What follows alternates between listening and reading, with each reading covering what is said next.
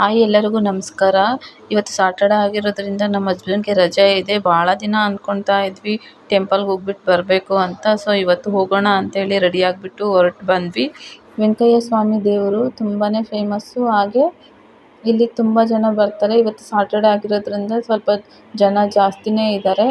So ನಮಗೆ ಹೇಗೆ ಹೋಗ್ಬೇಕಂತ ಗೊತ್ತಿರಲಿಲ್ಲ. ಫಸ್ಟ್ ಟೈಮ್ ಅಲ್ವಾ ಬಂದಿದ್ದು. ಜನಗಳೆಲ್ಲ ನಡ್ಕೊಂಡು ಹೋಗ್ತಾ ಇದ್ರು. ನಾವು ಹಾಗೆ ನೋಡಿಕೊಂಡು ಒಳಗಡೆ ಹೋದ್ವಿ. ತುಂಬಾ ಕ್ಯೂ ಇತ್ತು. ಅಲ್ಲಿ ಅಗ್ನಿಕುಂಡ ಅಂತ ಇತ್ತು. ಆ ಅಗ್ನಿಕುಂಡದಲ್ಲಿ ಒಂದು ತೆಂಗಿನಕಾಯಿನ ಹಾಕಬೇಕಂತೆ. ಹಾಕಿದರೆ ಏನು ಇಷ್ಟ ಇರುತ್ತೋ ಅದು ನೆರವೇರುತ್ತೆ ಅಂತ ಹೇಳಿದ್ರು. ಸೊ ನಾವು ಗೊತ್ತಿರಲಿಲ್ಲ. ಸೊ ನಾವು ಹಾಕಿಲ್ಲ, ನೆಕ್ಸ್ಟ್ ಟೈಮ್ ಹಾಕೋಣ ಅಂತ ಹೇಳ್ಬಿಟ್ಟು ಬಂದ್ವಿ. ಪ್ರಸಾದಕ್ಕೆ ಸ್ವೀಟ್ ಪೊಂಗಲ್ ಕೊಟ್ಟಿದ್ದರು, ತುಂಬಾ ಚೆನ್ನಾಗಿತ್ತು. ಹಾಗೆ ಪ್ರಸಾದನ ತಿಂದ್ಬಿಟ್ಟು ಊಟಕ್ಕೆ ಅಂತ ಹೋಗಿದ್ವಿ. ಅಲ್ಲಿ ಪುಳಿಯೋಗರೆ ಮತ್ತು ಆಲೂಗಡ್ಡೆ ಪಲ್ಯ, ಅನ್ನ, ಸಾಂಬಾರು, ರಸಮ್, ಮಜ್ಜಿಗೆ ಕೊಟ್ಟಿದ್ದರು, ತುಂಬಾ ಚೆನ್ನಾಗಿತ್ತು. ಜಶ್ಶುಗೆ ಅಂತ ಒಂದು ಟ್ರಕ್ ಕೊಡಿಸಿದ್ವಿ. ಅವನು ಅಲ್ಲೇ ಕೂತ್ಕೊಂಡು ಆಟ ಆಡ್ತಾ ಇದ್ದ. ಸರಿ ಅಂತ ಹೊರಟ್ವಿ. ಅಲ್ಲಿ ಬರ್ತಾ ದಾರಿಯಲ್ಲಿ ಸಾಯಿಬಾಬಾ ಟೆಂಪಲ್ ಇತ್ತು.